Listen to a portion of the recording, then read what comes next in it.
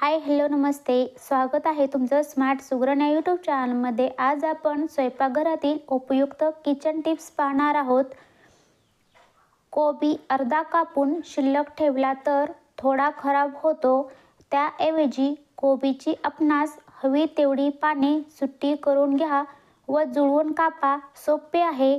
उरलेला गड्डा आतला अगदी कोवळा असतो, तो कोशिंबीर सलाड करायला अगदी छान असतो व अख्खा असल्यामुळे निश्चितच बरेच दिवस टिकतो। त्यामुळे कोबीची भाजी करताना अशा प्रकारे कोबीची भाजी नक्की बनवा। ओल्या खोबऱ्याची चटणी जास्त प्रमाणात करायची असेल तर खोवलेले खोबरे थोडे भाजून घ्यावे। चटणीला लवकर वास न येता चटणी खूप दिवस टिकते। बटाटे वडा तयार करत असताना जे बेसन पीठ कालवून घेतो त्यात थोडा ब्रेडचा कडा काढून मऊ भाग कुस्करून घातल्यास वडा कुरकुरीत तर होतोच आणि वरचा थरही जाडसर होण्यास मदत होते। कुठल्याही पद्धतीने ढोकळा बनवून तो उलटल्यावर ताबडतोब पाण्याचा हात फिरवावा, म्हणजे कोंडलेली वाफ निघून जाते व ढोकळा जाळीदार बनतो।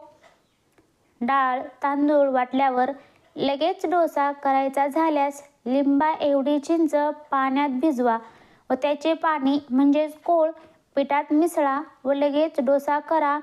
अगदी हॉटेलसारखा खरपूस लाल डोसा तयार होतो। मिरची भजी खाताना मिरची तिखट लागते, यासाठी मिरची भजीला मिरची घेताना मध्यभागी चीर पाडून हळद व मिठाच्या पाण्यात तासभर बुडवून ठेवाव्यात व नंतर फडक्यात निथळून कोरड्या कराव्यात, मग भजी करावी। भजी तिखट लागत नाहीत। बऱ्याच वेळा आलं फ्रीजमध्ये डब्यात ठेवूनही ओलसर होते। अशा वेळी आले स्वच्छ धुवून त्याची साल काढून जरा जाडसर अशा गोल चकत्या कराव्यात। त्यात मिठात घालून 15-20 मिनिटे पंख्याखाली ठेवून ते बाटलीत भरून ठेवाव्यात। या चकत्या पाहिजे तेव्हा आपल्याला वापरता येतील आणि खराब पण होत नाहीत। नारळाचे दूध काढल्यानंतर उर्वरित किस टाकून दिला जातो, पण जर तो फ्रीजमध्ये ठेवून लागेल तसा भाजीमध्ये वापरता येतो, त्यानेही चव वाढते। लसूण सोलण्याचा कंटाळा येतो, वेळ लागतो, मग एवढेच करा। आपण कांद्याच्या गोल चकत्या कापतो त्याच पद्धतीने विळीवर जवळ लसूण कापा, मग हातावर लसूण चोळा व फुंकर मारा। साल पटकन निघून जाईल आणि अगदी स्वच्छ प्रकारे लसूण तयार होईल। गाजराचा हलवा करताना त्यात बीट खिसून घालावे, म्हणजे नैसर्गिक कलर छान येतो व बीट आरोग्यास केव्हाही उत्तमच। 1 किलो गाजर असल्यास 1 मध्यम आकाराचे बीट घालावे। ब्रेड रोल करताना ब्रेडचा कडा काढून स्लाइस पाण्याऐवजी दुधातून काढा। रोल तेलकट होत नाहीत, तळायला तेल कमी लागते।